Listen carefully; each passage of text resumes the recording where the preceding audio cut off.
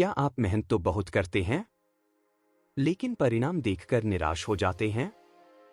क्या कभी ऐसा हुआ कि आपने पूरी कोशिश की, फिर भी सफलता नहीं मिली?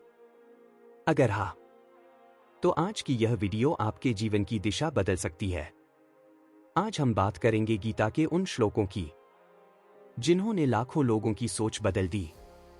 श्री कृष्ण कहते हैं, कर्मण्येवाधिकारस्ते मा फलेषु कदाचन। तुम्हारा अधिकार केवल कर्म करने में है, फल में नहीं। इसका मतलब क्या है? मान लीजिए आप परीक्षा की तैयारी कर रहे हैं।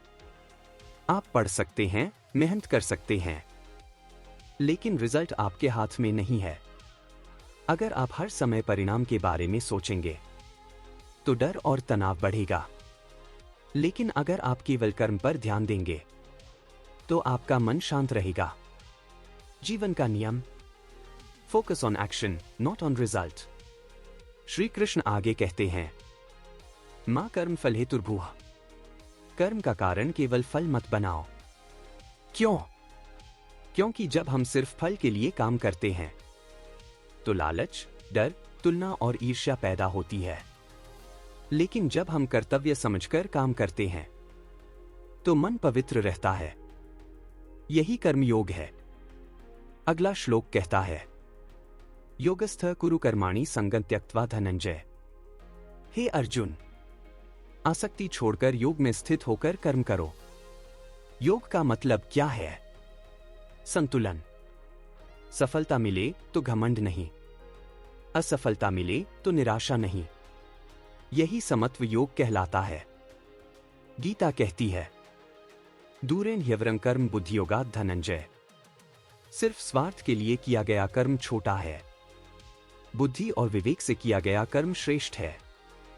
मतलब, हर काम सोच समझकर करो, भावनाओं में बहकर नहीं।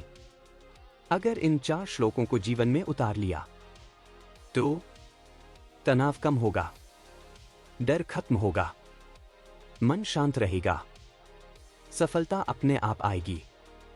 याद रखिए, हम कर्म के मालिक हैं, परिणाम के नहीं।